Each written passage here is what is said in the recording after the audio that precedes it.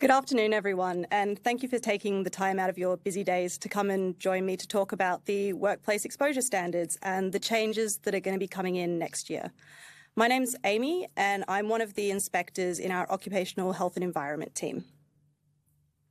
So this workshop is allocated to run for approximately an hour. The presentation itself is not that long, so we'll have plenty of time for questions. If you have any questions, please put them in the Slido link that you'll have on your page. Please make sure they're respectful. If we can't get to your question during the session, we will get back to you either on our Q&A page or via email after the session. This slide pack will also be made available at the end of the session. If you'd like a copy, please request one via email. Also be aware, this webinar is being recorded for use at a later date. So I'd like to begin with an acknowledgement of country. I'd like to acknowledge the traditional owners throughout Australia and New South Wales from wherever you're joining and acknowledge their continuing connection to the lands, waters and community. I pay my respects to the people, the cultures and the elders, both past and present. Okay, so we wanted to start this presentation with talking about what the current state of workplace exposure standards is in New South Wales. So currently, there are many work processes that may generate or use hazardous chemicals. So these can involve processes like welding, grinding, painting, decanting of chemicals, among a number of other processes. Exposure to these chemicals can occur through inhalation, ingestion, skin contact, or in rare cases, injection. If workers are exposed to hazardous chemicals, then they may experience an adverse health effect. The workplace exposure standards are one method that is used to help protect workers. There are statutory maximum upper limit of a chemical that a worker can be exposed to, and they are airborne levels. It's very important to understand they're not a dividing line between a healthy and an unhealthy working environment. Every person is different, and how they respond to chemicals will be different as well. So sometimes even if an exposure is kept below these levels, there may still be an adverse health effect that a worker experiences. Because of that, when you're dealing with chemicals or exposures, you should always be aiming to have these exposures be as low as possible. So what are your current obligations under the Work Health and Safety Act? For workers, it's pretty straightforward. You must take reasonable care of your health and safety, don't endanger other people through your actions, and follow all reasonable instructions and policies, including wearing PPE or not entering exclusion zones. For employers, you must ensure, so far as is reasonably practicable, the health and safety of both workers and other persons at your business. You have to keep up-to-date knowledge of work health or safety matters related to the business, so attending this presentation is a really good way to go about that. You also must gain an understanding of the nature and operations around the hazards associated with your operations. So if you are working on welding, knowing what sort of chemicals might be produced or that sort of thing. You must ensure that appropriate resources and processes to eliminate the risk to health and safety are available.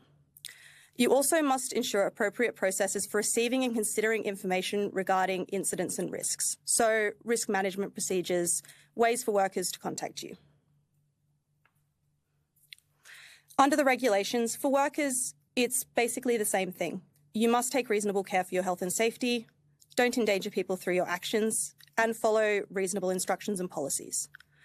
For employers, you must identify all reasonably foreseeable hazards. So doing the research around what chemicals you have on site and what they may do to people. You must eliminate these risks so far as is reasonably practicable, and this is in line with the hierarchy of controls. So if you have a chemical on site, can you use a less hazardous one, or can you change the process so that you don't use as much? With the workplace exposure standards, the specific clauses of the regulation ensure that no person at the workplace is exposed to a substance or mixture that exceeds the exposure standard. You also must ensure that air monitoring is undertaken if it's not certain on reasonable grounds that the exposure standard is being exceeded. So this can be, if you have a completely enclosed system, then there's no exposure to workers, so exposure monitoring may not be necessary. If it is an open environment and workers could be exposed, then air monitoring should be undertaken. So what are exposure limits? We hear about them mostly in relation to silica, but there are multiple different types of exposure limits, and they're different depending on what chemical it is. So there's generally 3 types in the workplace exposure list, depending on the hazard of the chemical. The most common one is a thing called an 8-hour time-weighted average. This is the average concentration of an airborne contaminant that's calculated over a worker's 8-hour workday. Exposures can exceed this level so long as the average over that workday remains below that level. This level is based off a 5-day working week and a working sort of time of 40 hours. If your workers are working for longer shifts or for more than 40 hours, then you may need to do an adjustment to make sure that these levels are appropriate for the exposure of the workers and their body's ability to clear those chemicals. This level cannot be raised, though, if the shifts are shorter. The next exposure limit is the short-term exposure limit. These are for chemicals that have an acute effect to workers. So the average concentration of an airborne contaminant in this case is calculated over a 15-minute period, rather than that 8-hour of the time-weighted average. It's designed to protect workers from those chemicals where, if they are exposed, even over a short period of time, it could be damaging to their health. This level cannot be exceeded at any time, even if you haven't exceeded the time-weighted average. It cannot be for any longer than a 15-minute exposure. It cannot happen more than 4 times in one day. And there must be a 60-minute interval between exposures. This is important for these sorts of chemicals as your body needs time to clear them. And if you don't have that 60-minute interval, there could be adverse effects to workers. The last one is the peak limitation. These maximum or peak limitations are a concentration that can be measured over the shortest period of time possible. For some chemicals, this may be instantaneous, but for other chemicals, it may need a longer monitoring time, but it cannot exceed 15 minutes. It's designed to protect workers against immediate and severe health effects. You'll often hear it called immediate hazardous to life and health. Exposure above the peak limit is not allowed at any time. The Workplace Exposure Standards document also has additional information regarding potential hazards. These things are called advisory notations. The one that we see most often are your skin, so SK. This indicates that it is possible for the chemical to be absorbed through your skin, and this may be a significant source of exposure. Control measures should be in place to prevent this exposure. You also have the DSEN and RSEN. These indicate that both dermal absorption and respiratory absorption may lead to sensitization. Sensitization is a process by which your body starts to react to the exposure to chemicals. It's similar to an allergic reaction, but there are some key differences. Once a worker has become sensitized to a chemical, it is very unlikely that they will not be sensitized anymore. And it may lead to things like severe anaphylaxis, asthma attacks, that sort of thing. There's also an ototoxic warning in the Workplace Exposure Standards, which refers to chemicals that if you have simultaneous or even singular exposures with noise, then hearing loss can occur in a worker. There are also notes in this document regarding the carcinogenic risk to humans of some chemicals. Okay, so this is what the standard state is. What changes are coming into place? So the big change that most people will be aware of is that the name of the document is changing. The change is going from the Workplace Exposure Standards to the Workplace Exposure Limits. This is done purely to make sure that people are aware that these are a limit that you cannot exceed. There has also been 31 chemicals added to the list, 6 chemicals that have been removed. These are mostly agricultural chemicals or chemicals that have been banned and are no longer used in Australia. There are approximately 160 chemicals that have had their exposure limit lowered, and for a lot of these, this is a significant lowering of up to 90%. Approximately 16 chemicals have had their exposure limits raised.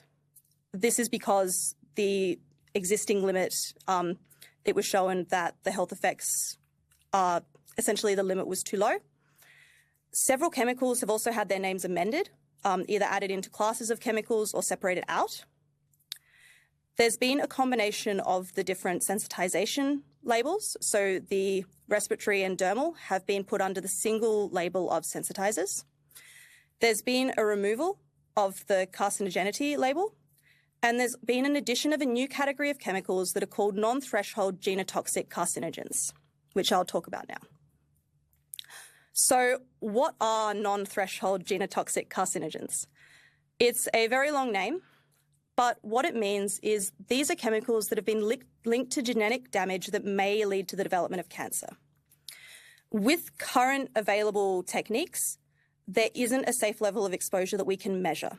That doesn't mean that there isn't a safe level, it just means that we can't detect low enough currently.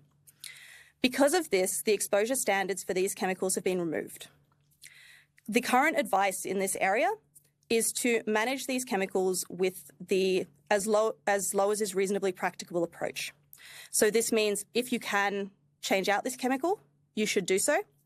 If you can't, you should reduce the volume that you use and should look at putting in significant engineering controls to lower the exposure to workers as low as is reasonably practicable before the implementation of PPE. So what do you need to do as businesses? So this change is coming in from the 1st of December 2026. And currently, most of the states will be adopting this. At the current time, you will need to continue with the workplace exposure standards until the 1st of December, at which point it will flip over to the workplace exposure limits, and that will be the limit you need to conform with. The only exceptions to these are things like the workplace exposure standard for welding fumes. The welding fumes general has already been changed. This was reduced from 5 milligrams to 1 milligram earlier in 2024. The aluminium welding fume standard has been agreed to be changed, and it will come into effect from the 17th of November in line with this existing workplace exposure standard for welding fumes. So it will go from 5 milligrams to 1 milligram for an 8-hour time-weighted average. What businesses need to do in this sort of space is review the chemicals that you have or are produced on site. This includes for processes like welding, laser engraving, laser cutting, any work with silica, things like that, as well as just anything that you have that might produce a vapor. So solvents, degreasers, and things like that. You should then review your existing control measures. Do you have ventilation? Do you have any sort of extraction systems? Is there a way to isolate the worker from the harm? If you don't, then sort of things should be put in place to implement higher order controls such as extraction systems. We understand that in this area, it can be quite expensive, which is why we are having this webinar so early, because the changes don't come into next year, and we're hoping to give businesses time to put in for CapEx or other funding options within their businesses to put in these control systems. Once you are happy with your controls and believe that you have done all that you can, then workplaces should conduct exposure monitoring to ensure that they are compliant with these new levels. Exposure monitoring is conducted by occupational hygienists, where they will come in and assess the exposure to workers. This exposure monitoring must be personal exposure monitoring, not area, because the workplace exposure standards refer to the exposure of a worker, not the area around them. Okay, so we now have some time for questions, because I imagine this is the area that most people have questions for.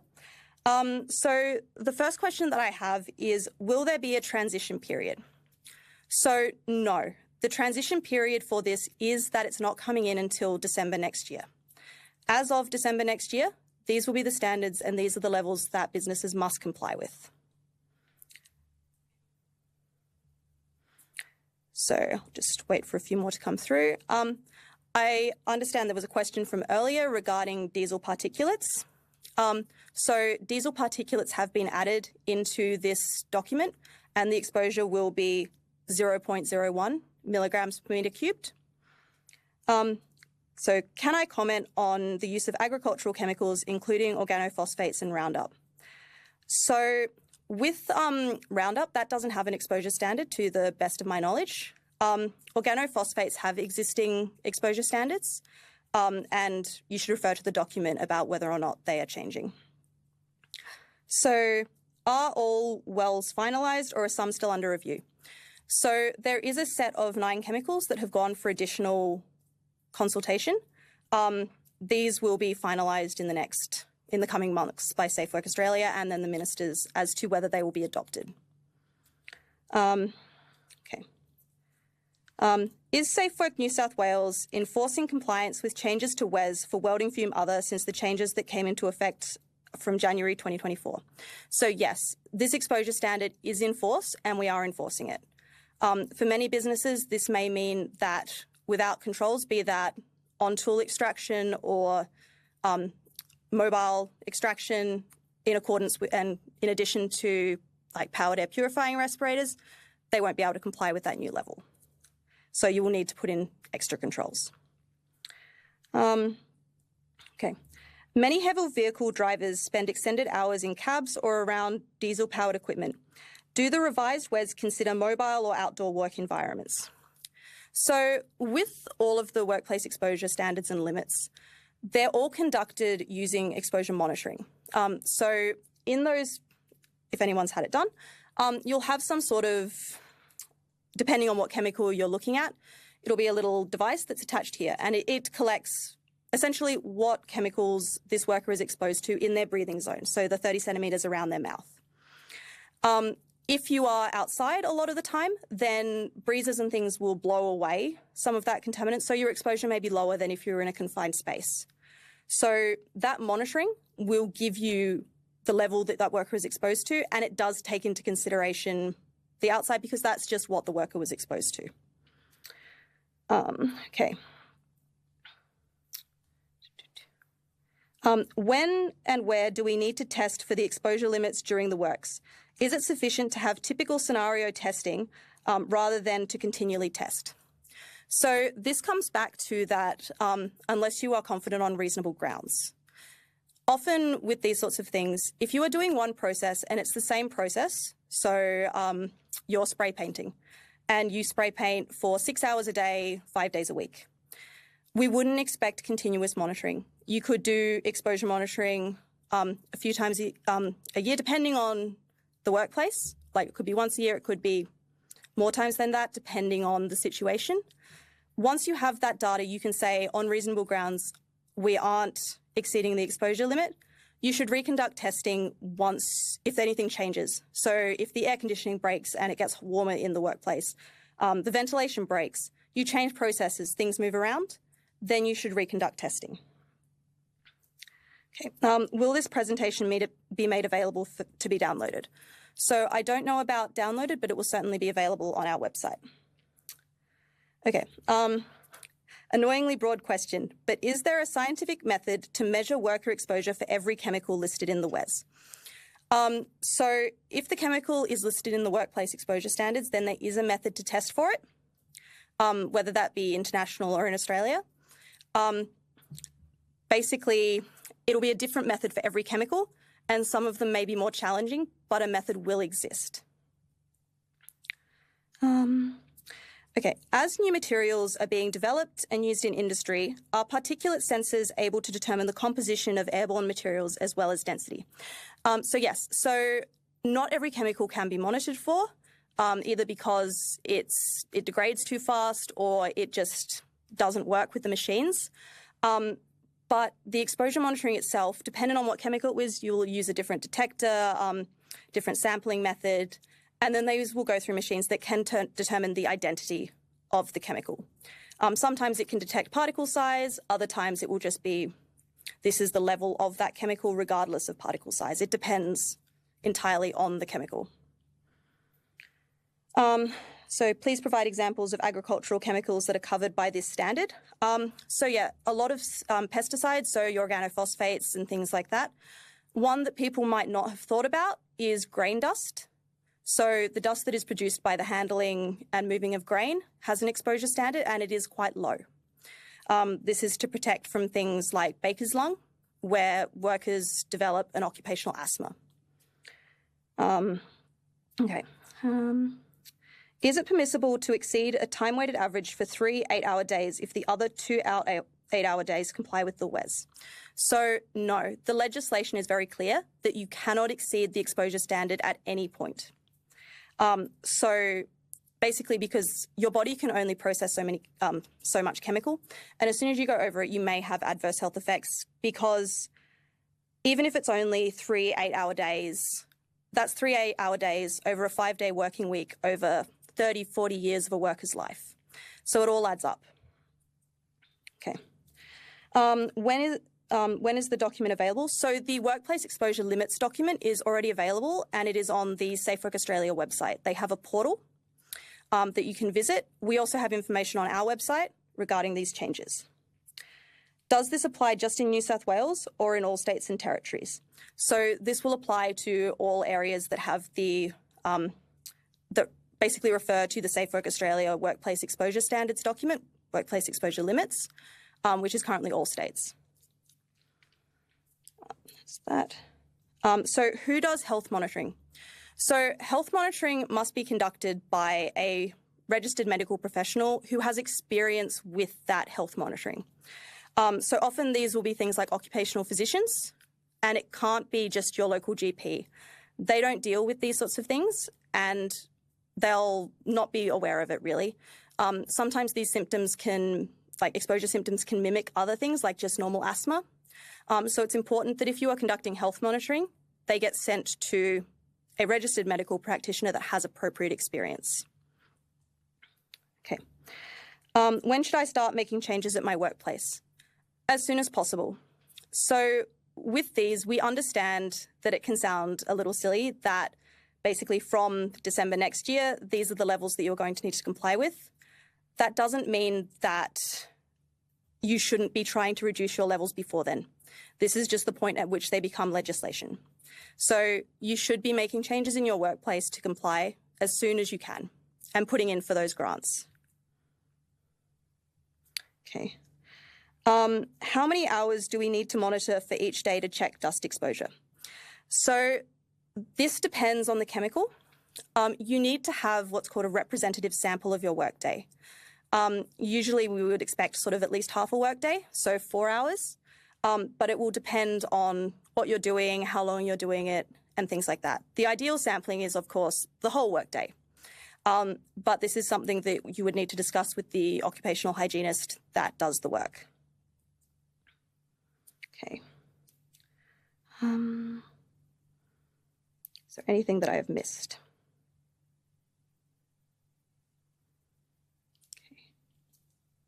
Okay, so slide 7 says that the WES can't be exceeded, but slide 8 says that it can exceed as long as the average is below the time-weighted average.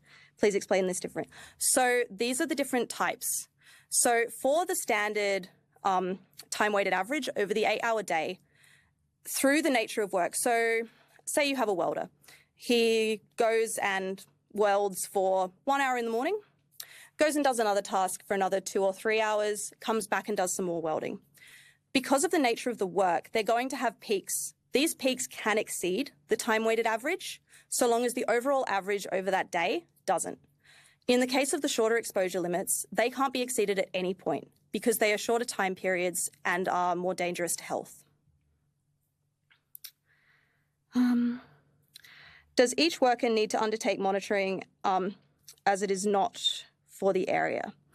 I think what that question means is, so if you have a business where workers are exposed to the chemicals, but you also have office staff who are separate, you may not need to conduct exposure monitoring on those staff, but it will really depend on the layout of your workplace. So if you have a open workplace down below and the admin staff are above, then you may need to conduct exposure monitoring on all staff in the building because the fumes or whatever you're generating could go up into their workspace as well. But it will really depend on the situation and on the workplace.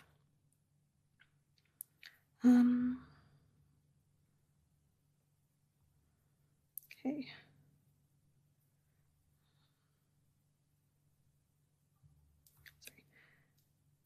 I think that is all of the questions. if you have more questions, please put them in the chat. I'll just go through some additional slides that we have on further resources. So the first one is the Silica Worker Register. You may be familiar with this if you work with Silica. So from the 1st of October, relevant employees are required to register their workers that are undertaking a high-risk silica processing activity on the Silica Worker Register. The digital system helps to identify workers who may need health monitoring and track them across workplaces. PCBUs are required to register within 28 days of workers commencing this high-risk silica processing work, unless you fall under the Coal Industry Act, which is separate. This presentation has also been part of our small business rebate program. So if you are an eligible business, which means that you have a current ABN that's been active for the last 6 months, have less than 50 employees, that you may be eligible for our small business rebate. This is a program that allows workplaces to buy approved safety items and can receive a $1,000 safety, a rebate on that.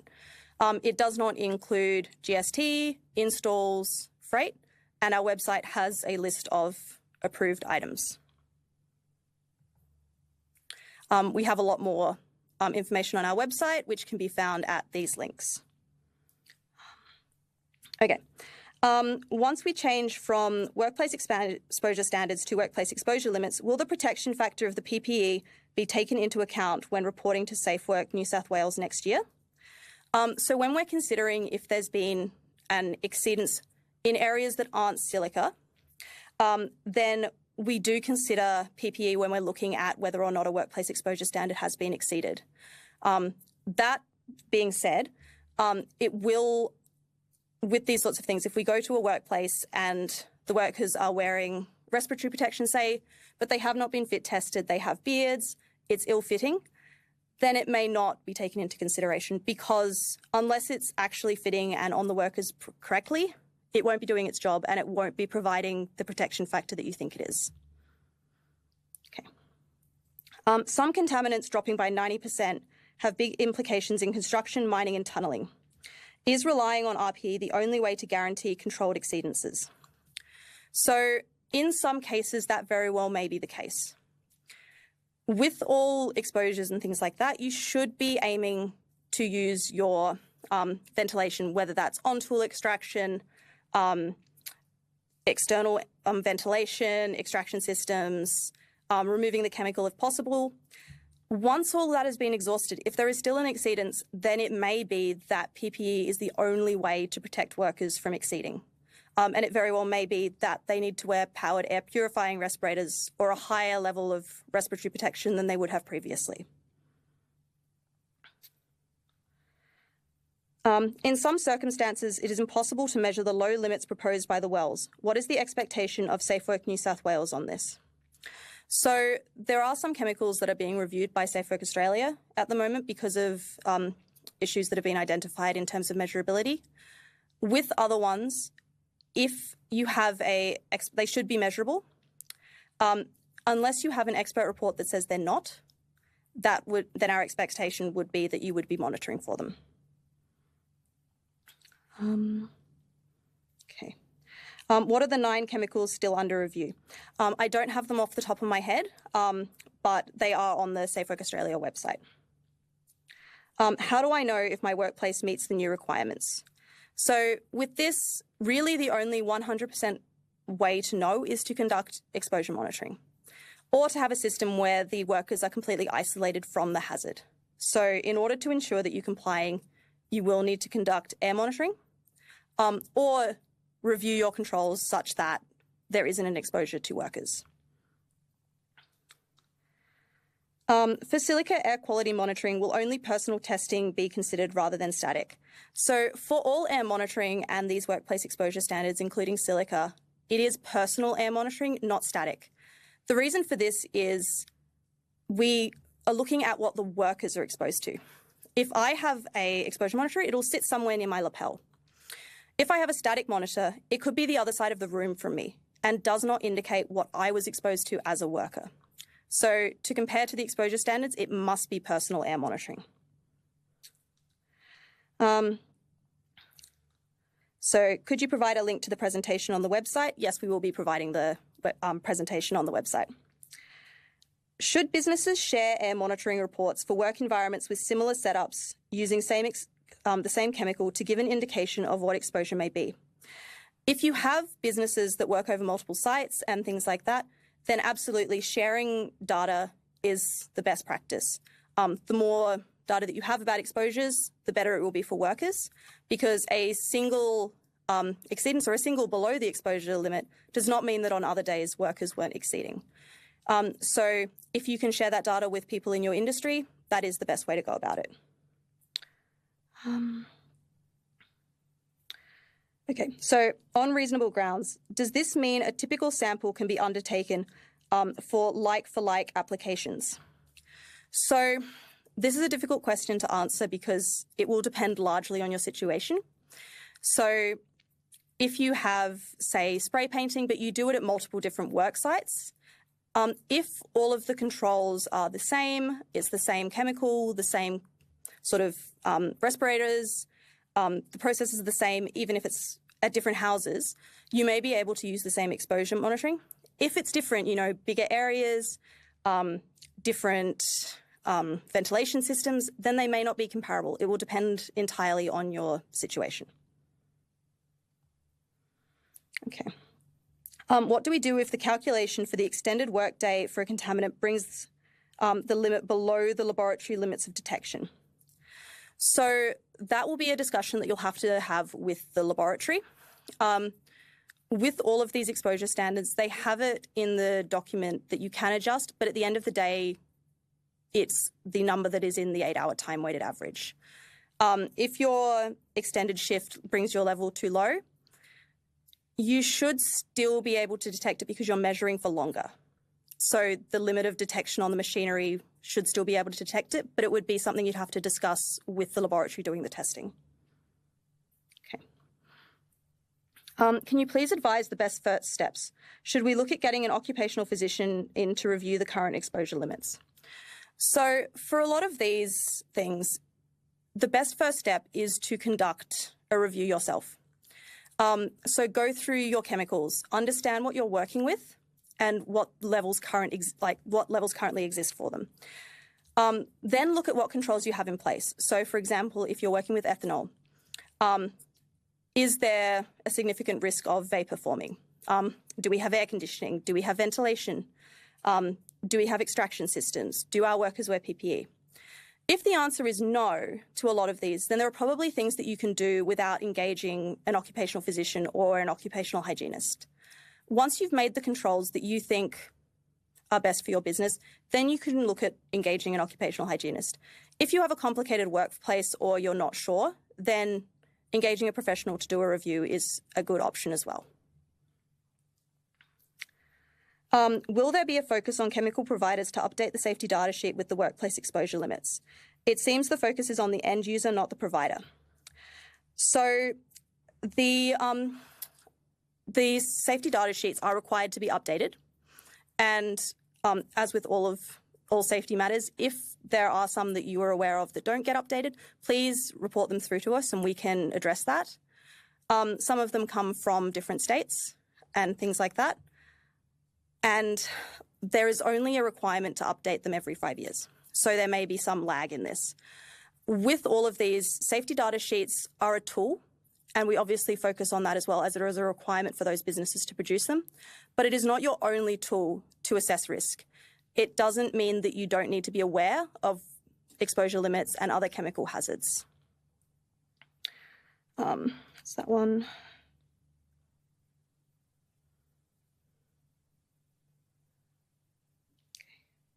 How often does the air monitoring need to be done? Yearly, 6 monthly? So this will depend again on what you're doing. If it is a process that you've done for years and there are consistent exposure monitoring, so this may have been yearly for the past few years, then continuing doing it every year would probably be sufficient. If it's a process that changes or is quite variable, then you may need to conduct monitoring more frequently. So if it's seasonal work, for example, and monitoring was conducted in the winter, you may need to also conduct it in the summer, as the exposures may be different. Okay.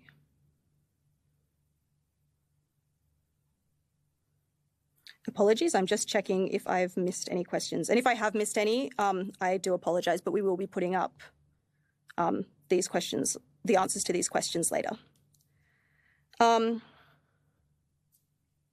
Please confirm if you have 10 staff working with silica or require health monitoring. So if your workers are captured under the silica legislation, then they will all require health monitoring. You said before, everything aside from silica, that PPE will be considered. So when PCBUs state that they had controlled exposures, is this incorrect? So again, it depends on the situation. It is possible to control an exposure with respiratory protection if it's, again, it is the last line of defense. So if all other reasonable measures had been put into place and the PPE was still required and it was worn correctly, then the workers may not have been exposed. If it was not worn correctly, either it didn't fit, the cartridges weren't maintained, it wasn't being decontaminated appropriately, then there may still have been an exceedance. It's a bit of a complicated question because it will depend on your workplace and what's being done.